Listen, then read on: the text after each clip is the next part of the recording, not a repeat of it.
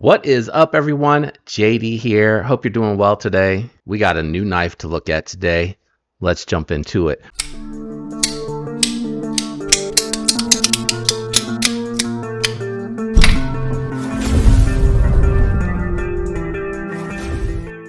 What we're going to be doing today is we're going to be looking at some size comparisons, profile comparisons, weighing the knife, and then jumping into my thoughts and impressions of the Vosteed Raccoon.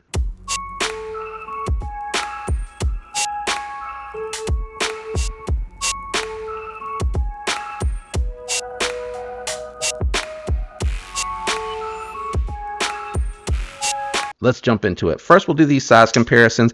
Here it is against the Spyderco Para 3 Lightweight, and there it is against the Spyderco Shaman. Very comparable to your PM2, and these are also very comparable in length and size to your Rat 1 and Rat 2. You guys know I've been crushing on the Civivi Amorite, the Devo Knives Growler V. I mentioned we were going to do these profile comparisons. Let's go ahead and start it off by bringing in the Para 3 Lightweight first, and you can see this guy is identical in thickness here, so very similar, if not exactly the same thickness as that Para 3 Lightweight. And then let's check it out with the Growler. The Growler has slightly contoured scales, but you can see it gets really skinny out towards the edges, and at the thickest part I would say that the Raccoon is just ever so slightly thicker, not much. Let's see here, how are they carrying in the pocket? You have a little bit more hanging out of the pocket up top above the pocket clip here because of where they located this pocket clip, but we're going to do this weight here first, coming in right on the nose, 3 ounces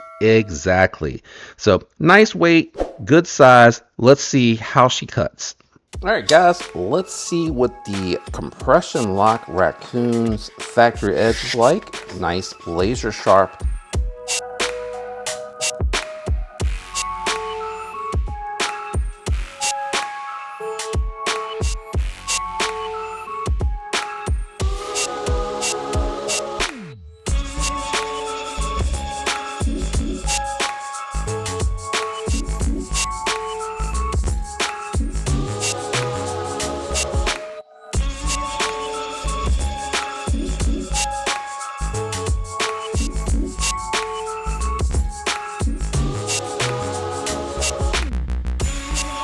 In these reviews, and not bad, about what I would expect from 14C28N. Not the greatest edge retention there. It feels like where I hit the zip ties out there. So if you look at the mid part, it's fine. When you get out towards that tip where I hit it on that zip ties, it feels like it's hanging up just a tiny bit there. 14C28N is super easy to strop because of the fact that it doesn't have that ability to retain an edge, and you can see it just drops up really easy, guys. Okay, so nice factory edge. As you can see, 14C28N is not a super high edge retention knife.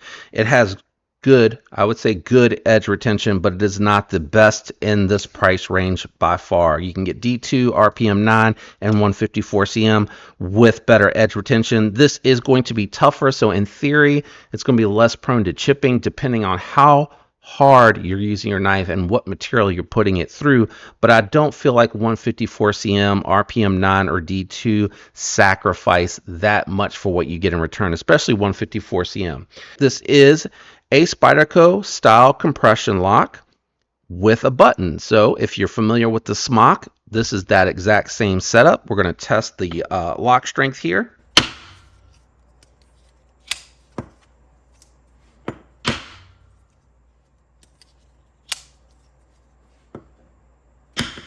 So just like a Spyderco, very strong, very impressive, very comfortable. Not a lot changed here from my review of the Raccoon, so I will keep it brief.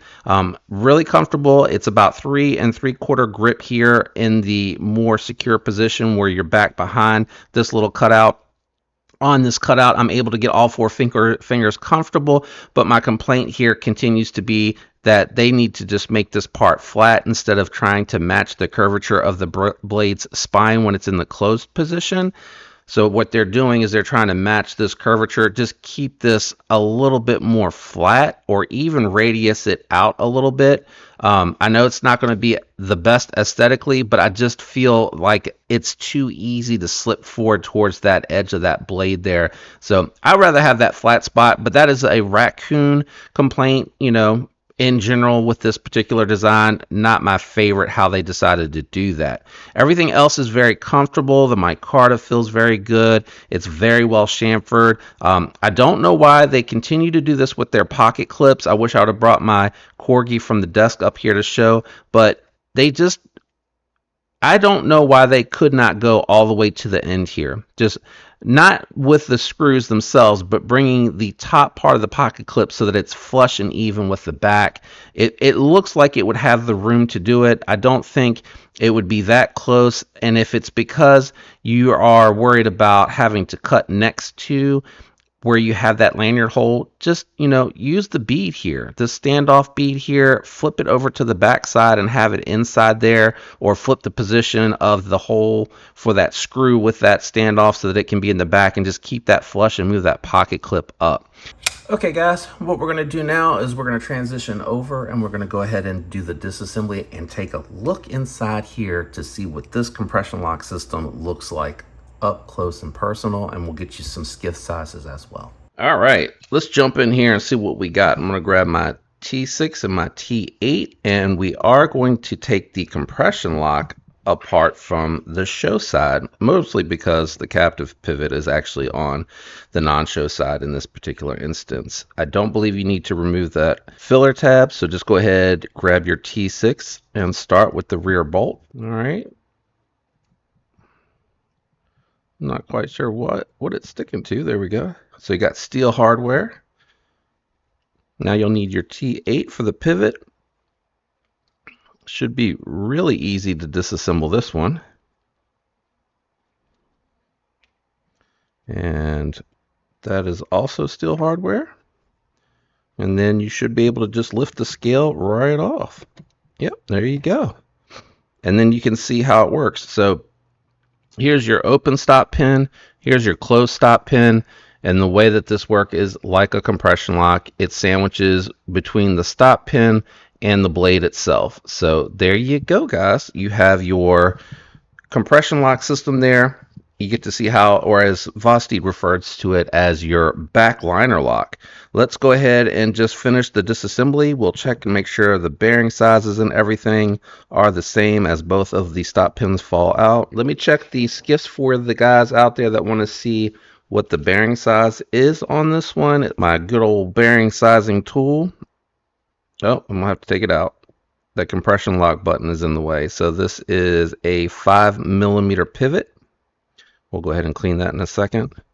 And then this looks like 364. So it is definitely the skinnier sized at 5mm 364 ball counts.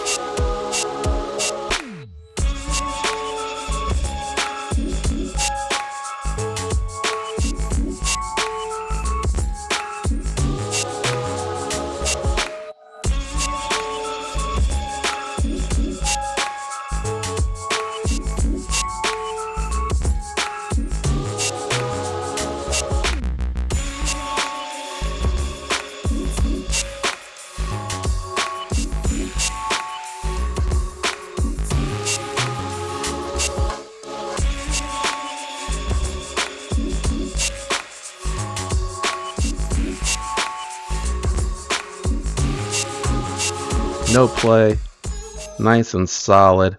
So really awesome construction, man. Vosteed did a really good job with this. Super excited to see the compression lock on here. So hopefully you enjoyed this overview disassembly of this particular model. I really am excited about it. I think they did a fantastic job. If you enjoyed, Leave that like and comment down below. Shout out to the channel members out there. I appreciate your subscription. It really does help the channel. Everything is linked down below. I hope all of you have a fantastic week. Until next time, peace.